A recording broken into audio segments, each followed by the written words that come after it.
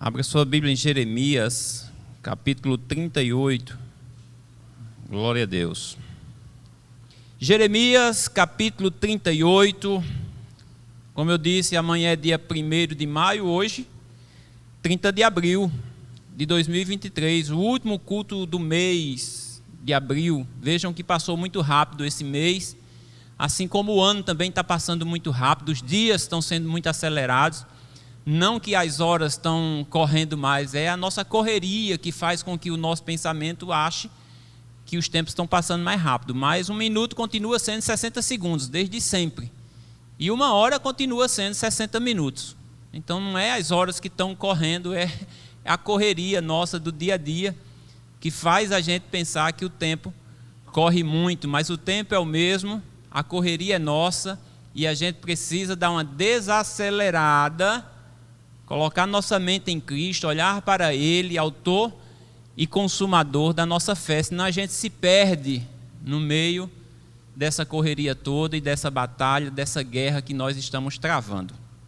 Eu queria hoje falar algumas coisas aqui a respeito da reação do povo em relação aos profetas, da reação do povo em relação quando se diz a verdade. Porque desde sempre, desde do tempo lá de Israel, mesmo na época do deserto, mesmo depois deles entrarem na terra prometida, quando Deus enviava um profeta, Deus não enviava um profeta para condenar, Deus enviava um profeta para alertar.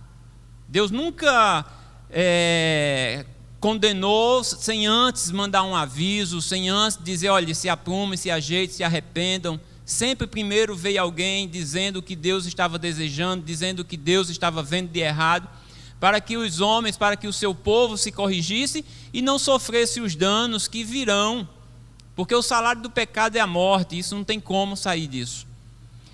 Mas eu queria hoje falar para você justamente isso, ler alguns textos das reações do povo naquela época, dos reis, dos príncipes, das autoridades, em relação aos profetas que vinham dizer a verdade. Aqueles que diziam a mentira, que diziam a vontade do povo, eles não sofriam danos, eles eram aclamados pela população. Mas aqueles que vinham e diziam a verdade, eles eram criticados, torturados, presos e mortos. E aqui Jeremias, no capítulo 38, versículo 1, e aí eu vou fazer o que o pastor Macena diz, olhe, veja e leia com toda a reverência, mesmo que sentado, porque é a palavra de Deus. A gente vai ler esse texto e mais alguns outros, e por isso não vou pedir para que a gente fique de pé, mas que a nossa reverência total esteja sobre as Escrituras, sobre a ministração, para que o Espírito Santo de Deus venha abrir nosso entendimento, e a gente não saia daqui com raiva de quem pregue, nem hoje, nem nunca, mas que a gente saia meditando naquilo que foi falado, naquilo que foi trazido para nós. Porque se Deus incomoda alguém para trazer algo para nós, é porque nós estamos precisando de ouvir alguma coisa sobre isso. Se não precisasse, não era falado. Mas se é falado, é porque Deus incomoda quem vai vir aqui a falar algo. E se Ele incomoda para que alguém venha aqui e fale algo, porque estamos precisando. Versículo 1 diz assim, ouviu, pois, Cefatias, filho de Matã, e Gedalias, filho de Pazu, e Jucal, filho de Selemias, e Pazu, filho de Malquias, as palavras que anunciava Jeremias a todo o povo, dizendo, assim diz o Senhor, aquele que ficar nesta cidade morrerá à espada, à fome e de pestilência. Mas quem for para os caldeus viverá, porque a sua alma lhe será por despojo, e viverá. Assim diz o Senhor, esta cidade infalivelmente será entregue nas mãos do exército do rei da Babilônia, e ele a tomará. E disseram os príncipes ao rei, morra este homem, visto que ele assim enfraquece as mãos dos homens de guerra que restam nessa cidade, e as mãos de todo o povo, dizendo-lhes tais palavras: porque este homem não busca a paz para este povo, senão o mal. E disse o rei Zedequias: eis que ele está em vossa mão, porque o rei nada pode contra vocês. Então tomaram ou pegaram Jeremias e o lançaram no calabouço de Malquias, filho do rei, que estava no átrio da guarda, e desceram Jeremias com cordas, mas no calabouço não havia água, senão lama, e atolou-se Jeremias na lama. Então veja que o que fez Jeremias ir para essa prisão chamada de calabouço, uma cisterna subterrânea, que não tinha água, mas tinha lama. O que fez ele ter ido para esse local, para essa prisão especial, foi simplesmente dele ter falado a verdade. E essa não era a primeira pena que Jeremias sofria desse povo. Se você ler o capítulo 37, você vai ver que Jeremias já estava preso, que Jeremias tinha sido solto de uma certa prisão, menos pior do que essa, pelo rei Zedequias, e colocado em uma prisão externa. E depois disso ele continua falando a verdade, e aí os príncipes vêm para o rei dizendo: esse homem tem que ser morto, esse homem tem que ser preso, esse homem tem que ser calado, esse homem está causando pavor na população, as palavras deste homem não alegram o povo, porque as palavras de Jeremias eram palavras verdadeiras, eram palavras que vinham de Deus para o povo que estava desalinhado com Deus. E essa era a situação. Por ele falar a verdade, os homens prendiam. Por ele falar a verdade, ele sofria. Por ele falar a verdade, ele era repreendido. Por ele falar a verdade, as pessoas não gostavam dele. Tem um outro texto em 1 Reis, no capítulo 22. 1 Reis 22, o versículo 13. Quando Josafá, rei de Judá, faz uma aliança com Acabe, rei de Israel, e eles querem ir batalhar contra um outro rei, e Acabe chama os profetas para saber se eles deveriam ir ou não. E os profetas diziam a Acabe e a Josafá: podem ir, porque Deus entregará esse povo em suas mãos. E depois de muitos profetas terem anunciado isso, Josafá, que era temente a Deus, pergunta a Acabe: será que não tem mais nenhum homem de Deus para que a gente possa consultar a Deus? E Acabe diz: tem um, mas esse um nunca fala bem de mim, esse um só fala mal de mim. Esse um, ele nunca fala o que eu quero ouvir, ele só fala coisas ruins. Josafá diz: chama ele.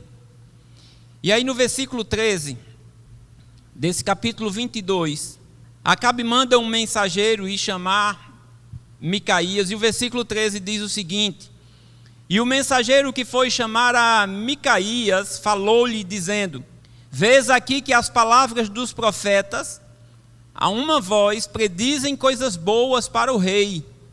Seja, pois, a tua palavra como a palavra de um deles, e fala bem. Porém Micaías disse: vive o Senhor, que o que o Senhor me disser, isso falarei. E vindo ele ao rei, o rei lhe disse: Micaías, iremos a Ramote e Gileade, a peleja, ou deixaremos de ir? E ele lhe disse: sobe e serás próspero, porque o Senhor a entregará na mão do rei. Ele disse isso com ironia. E o rei, essa parte é por minha conta, tá, irmãos? Não está aqui escrito não, é por minha conta. E o versículo 16, e o rei lhe disse: até quantas vezes te jurarei, te conjurarei, que me não fales senão a verdade em nome do Senhor? Então ele disse: vi todo Israel disperso pelos montes, como ovelhas que não têm pastor. E disse o Senhor: estes não têm Senhor. Torne cada um em paz para a sua casa. Então o rei de Israel disse a Josafá: eu não te disse que ele nunca profetizará de mim bem, senão mal? Então disse ele, Micaías: ouve, pois, a palavra do Senhor. Vi o Senhor assentado sobre o seu trono, e todo o exército do céu estava junto a ele, à sua mão direita e à sua esquerda. E disse o Senhor: quem induzirá Acabe a que suba e caia em Ramote-Gileade? E um dizia desta maneira, e o outro de outra. Então saiu um espírito e se apresentou diante do Senhor e disse: eu o induzirei. E o Senhor lhe disse: com quê? E disse ele: eu sairei e serei um espírito da mentira na boca de todos os seus profetas. E ele disse: tu o induzirás, e ainda prevalecerás. Sai e faze assim. Agora, pois, eis que o Senhor pôs o espírito da mentira na boca de todos estes teus profetas, e o Senhor falou mal contra ti. Então Zedequias, filho de Kenaana, chegou e feriu a Micaías no queixo e disse: esse Zedequias era um dos profetas que profetizava bem. E ele disse: por onde passou de mim o Espírito do Senhor para falar a ti? Versículo 25, disse Micaías: eis que o verás naquele mesmo dia, quando entrares de quarto em quarto para te esconderes. Então disse o rei de Israel: tomai a Micaías e tornai-o a trazê-lo a Amon, o chefe da cidade, e a Joás, filho do rei. E direis: assim diz o rei: metei este homem na casa do cárcere, ou seja, prendam este homem, e o sustentai com pão de angústia e com água de amargura, até que eu venha em paz. E disse Micaías: se tu voltares em paz, o Senhor não tem falado por mim. Disse mais: ouve todos os povos. Então era assim que procedia os reis e o povo em relação a um profeta que falava a verdade. Um rei e um povo que não estava de acordo com a vontade de Deus. E Deus mandava os seus profetas para ajustar esses homens, para ajustar esses reis. Mas eles, ao contrário, em vez de se ajustarem, eles maltratavam aqueles que vinham trazer a mensagem de Deus até eles. E Micaías aqui foi preso. Micaías foi chamado porque Josafá disse: chama mais alguém, porque está todo mundo falando uma coisa só. Chama mais alguém para ver se Deus não tem algo diferente a falar conosco. E Acabe disse: tem um, mas eu não gosto dele. Ele nunca fala coisa boa para mim, ele só fala coisa ruim. Lembra de Elias? Para Acabe, Elias era o perturbador de Israel, mas o perturbador de Israel não era Elias. Elias era a voz de Deus falando para Israel que eles estavam errados. Mas para Acabe, que era o causador do dano, dizia: ele é o perturbador. E Elias dizia: o perturbador é você, que tem feito o povo de Israel pecar. Mas aquele que está no erro, ele nunca quer enxergar o erro, ele só quer colocar a culpa no outro. E nesse caso aqui, a culpa era do profeta. E por causa disso, Elias foi procurado muitos e muitos dias por Acabe para ser morto, mas não foi encontrado porque Deus o ocultou. Nesse caso aqui, ele estava frente a frente com Micaías e mandou prendê-lo na mesma hora. E ainda disse aos que prendiam Micaías: prendam ele, diminua o pão, diminua a água, e ele só será solto quando eu voltar em paz. Eu vou mostrar para ele que ele está errado. Aí Micaías disse: se tu voltar, Deus não tem falado pela minha boca. Ou seja, tu vai morrer. E se você ler o resto do texto, você vai ver que Acabe não volta mesmo. Acabe morre. E Josafá quase morre junto. Escapou por pouco. Josafá não era para ter feito essa aliança com Acabe. E escapou por pouco. Mas esse é mais um profeta que era retraído, que era penalizado pelos reis por causa de falar a verdade, de falar a vontade de Deus. Ainda tem mais um profeta. 2 Crônicas, capítulo 16. Você está em 1 Reis, você vai passar 2 Reis, 1 Crônicas e 2, capítulo 16. Esse rei Asa, um rei que fazia a vontade de Deus, um rei que fez muitas reformas em Israel. Chega um momento da vida dele, em que o rei de Israel, ele era o rei de Judá, e o rei de Israel faz um cerco contra ele. E esse rei Asa, em vez de, como sempre ele fez, buscar refúgio em Deus, buscar refúgio no Senhor, ele buscou refúgio ao rei da Síria. Ele tirou o tesouro que tinha no templo e pagou ao rei da Síria para guerrear por ele. E quando ele faz isso, Deus manda um profeta, no versículo 7, diz que naquele mesmo tempo, veio Hanani, o vidente ou o profeta, a Asa, rei de Judá, e disse-lhe: por que confiaste no rei da Síria e não confiaste no Senhor teu Deus? O exército do rei da Síria escapou das tuas mãos. Porventura não foram os etíopes e os líbios um grande exército com muitíssimos carros e cavaleiros?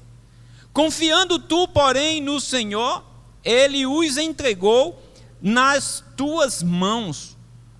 Porque, quanto ao Senhor, seus olhos passam por toda a terra, para mostrar-se forte para com aqueles cujo coração é perfeito para com ele. Nisso, pois, procedeste loucamente, porque desde agora haverá guerra contra ti. Então Deus manda o profeta ao rei Asa, dizendo assim: por que você fez isso? Você errou drasticamente, você agora foi louco. Você lembra de quando o exército tal, do rei tal, junto com o outro exército do rei tal, veio contra você, e você buscou a ajuda de Deus, e Deus exterminou com tudo? Você não poderia ter feito da mesma forma? Por que você foi atrás do rei da Síria? Agora o exército da Síria escapou das suas mãos, e haverá guerra contra você a partir de agora. Em vez do rei Asa tomar a posição que Davi tomou, quando o profeta veio falar do erro dele, lembra de Davi? Davi disse assim: pequei contra o Senhor. E Davi foi chorar, Davi foi orar, Davi foi buscar a presença de Deus, pedir para que Deus não tirasse dele o seu espírito. Mas o rei Asa aqui fez diferente. Um homem que era temente a Deus, um homem que fez muitas coisas em prol do reino de Deus, da vontade de Deus na nação de Israel. Mas quando foi confrontado com um dos seus erros, que o profeta veio e falou aquilo que Deus mandou ele falar, olha a reação dele no versículo 10. Porém Asa se indignou contra o profeta e lançou-o na casa do tronco, na prisão, porque disso grandemente se alterou contra ele. Também Asa, no mesmo tempo, oprimiu alguns do povo.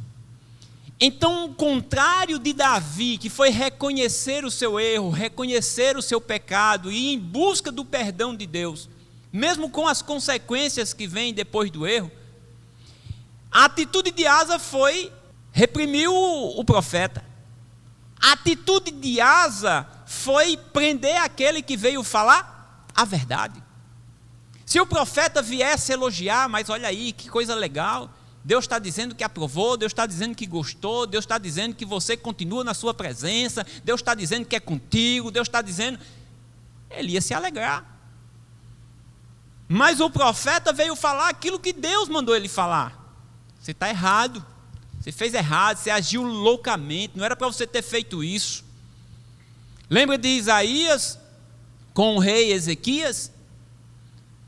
O rei Ezequias tinha acabado de ser curado, o pessoal da Babilônia vieram lá, Ezequias mostrou tudo. Quando Isaías veio e disse: tu agiste loucamente. Então os profetas do Senhor, eles vinham sempre e falavam a verdade.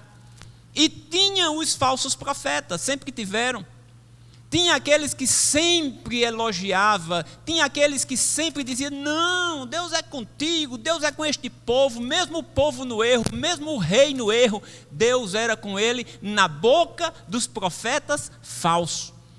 Na boca dos falsos profetas sempre houve bonança, sempre houve Deus sempre amando, Deus sempre ajudando, Deus sempre elevando. Mas Deus não ajuda aquele que está no erro. Primeiro Deus chama aquele que está no erro para o conserto, para depois o ajudar.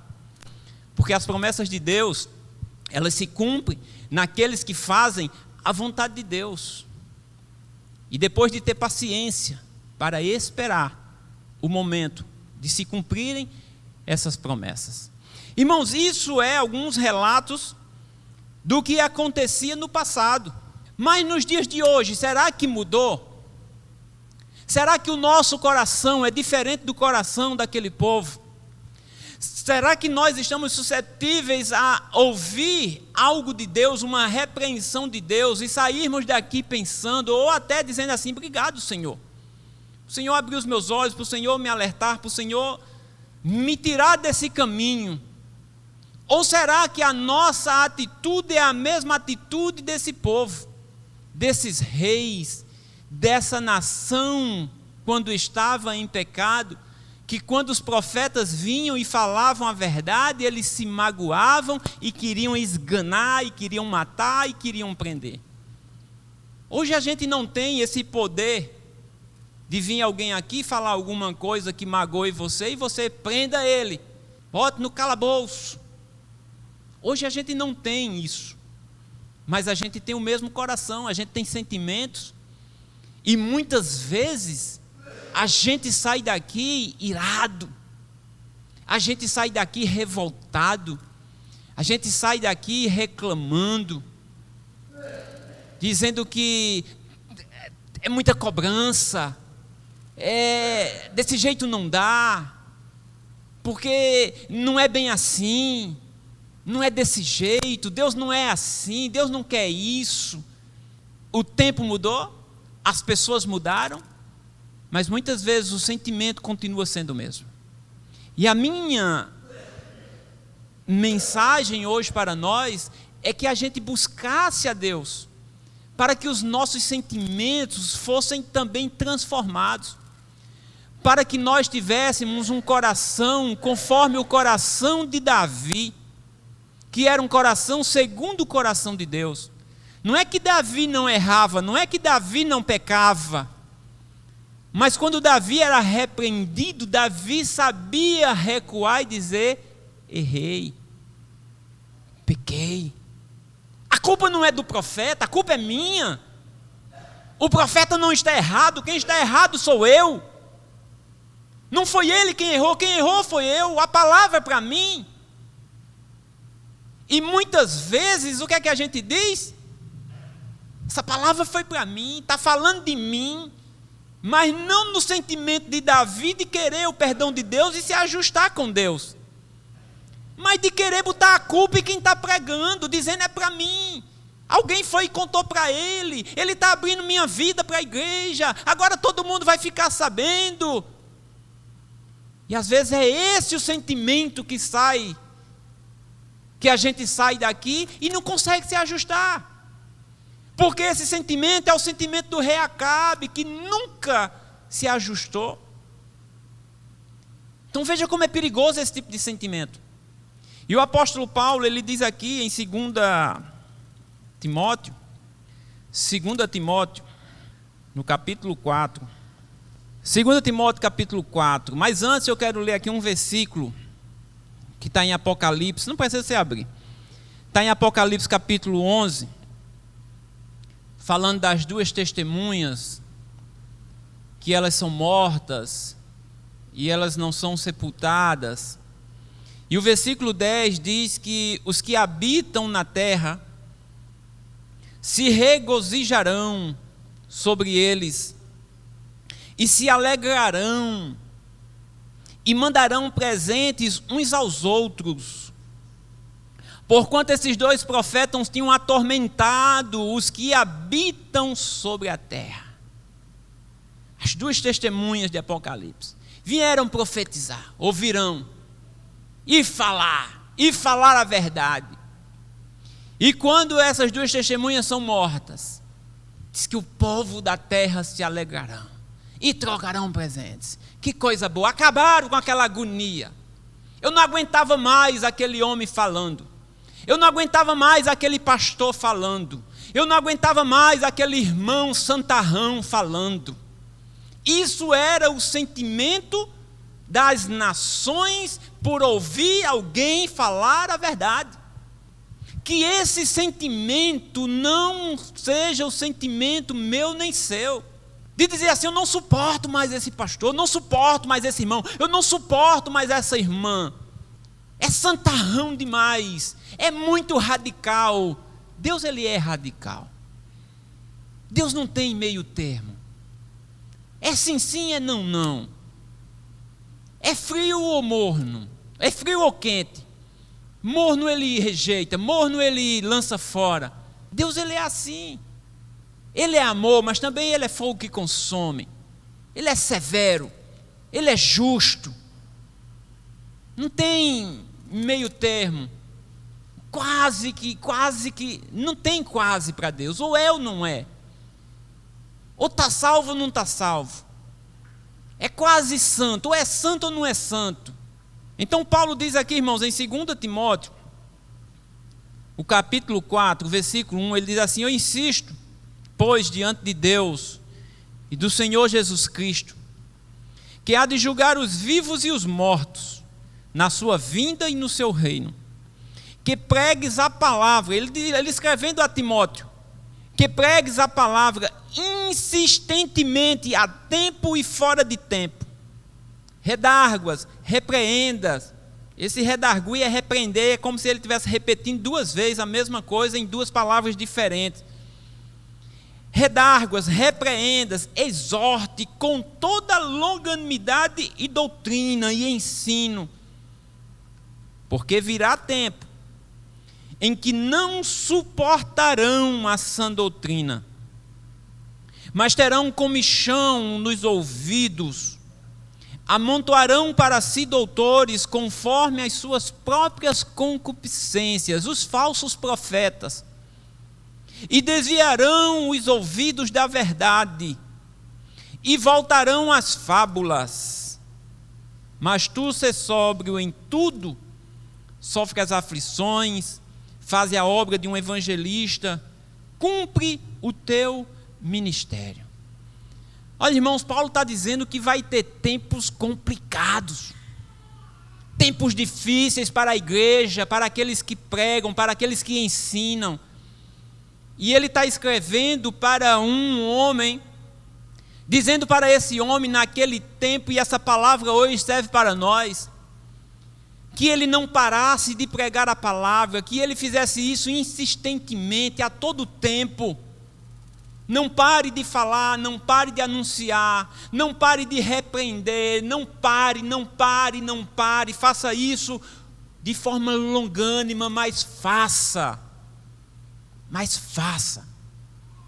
Porque ele diz que haverá tempo em que as pessoas não vão suportar a palavra de Deus. Comichões nos ouvidos, amontoarão para si doutores, pessoas que falam aquilo que eles querem ouvir.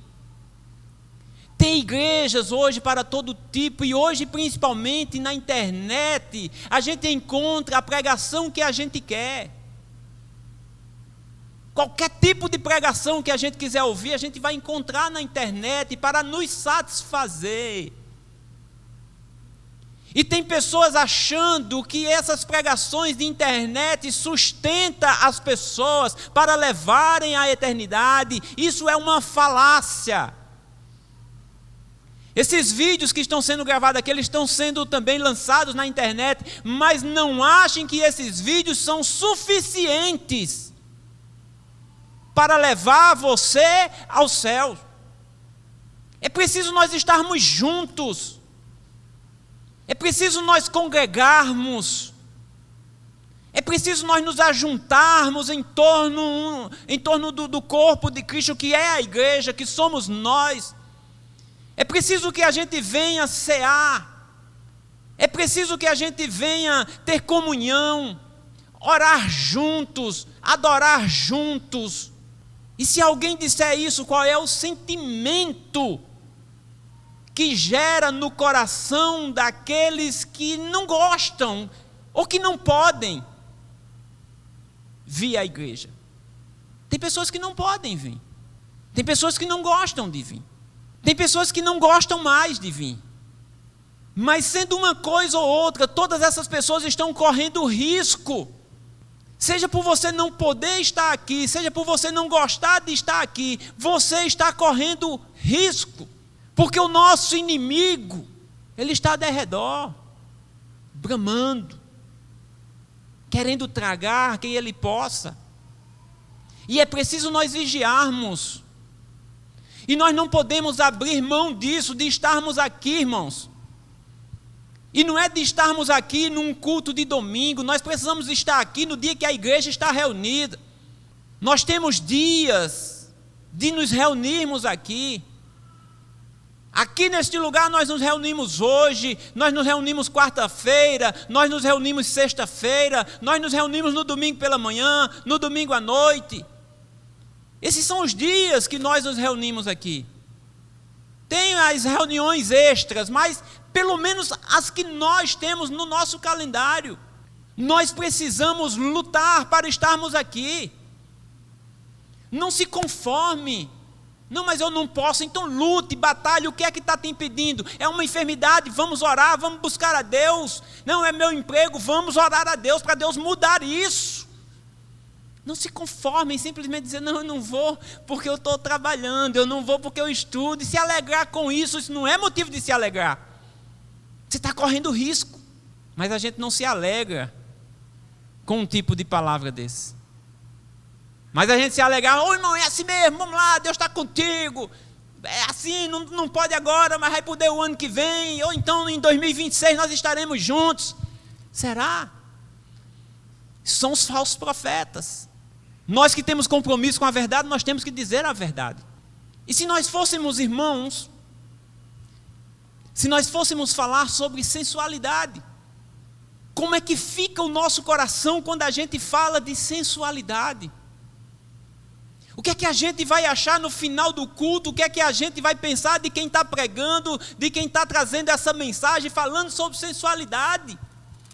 Sensualidade é uma das coisas que o Senhor diz que aqueles que praticam não terão o reino de Deus, não entrarão no reino de Deus, assim como aqueles que matam, assim como aqueles que adulteram. Mas o nosso coração incha. E em vez de nós olharmos para nós e dizer, Senhor, eu preciso mudar, eu quero entrar no reino do Senhor. Eu quero entrar nos céus, eu quero ir para esse lugar preparado, nesse lugar lindo, maravilhoso, como foi cantado aqui hoje, que não tem dor, não tem morte, não tem choro, eu quero ir para lá, e o que é que eu preciso fazer então? Perguntaram para Jesus. E a gente acha que a gente vai entrar lá com toda essa sensualidade que o mundo tem colocado?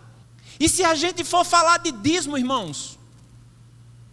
Ah, meu Deus, agora chegou a minha vez, não, é comigo, é para mim. Ei, vamos nos ajustar. Vamos nos ajustar. O dízimo ele é bíblico. Se a gente for falar de pornografia, pastor, crente não mexe com isso, você está enganado. Crente mexe com isso e muito. Pornografia na internet, pessoas de madrugada, não tem hora, traindo seus relacionamentos. Tem muito crente envolvido com pornografia na internet, irmãos. Se a gente for falar disso, como é que há o coração daqueles que tais coisas praticam? Eu notei algumas coisas aqui. Se a gente for falar de tatuagem, não, isso não. Se a gente for falar de fofoca, da língua envenenada, como é que vai estar o nosso coração? Porque isso é uma realidade. Tudo isso que eu estou falando é uma realidade.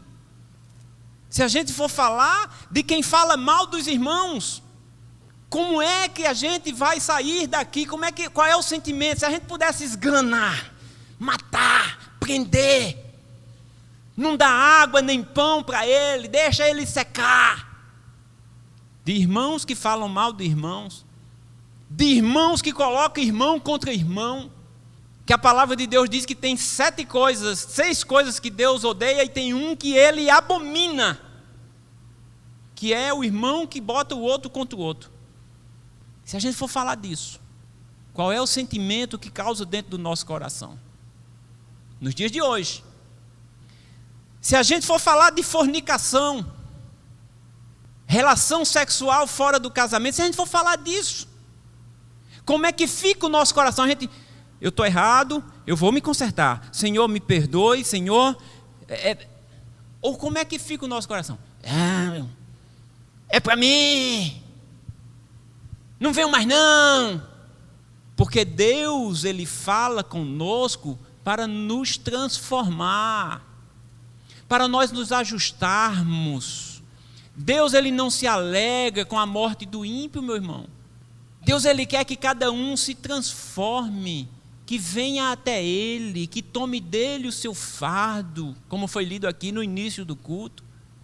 Se a gente for falar de divórcio, agora, porque divórcio hoje virou moda no meio das igrejas.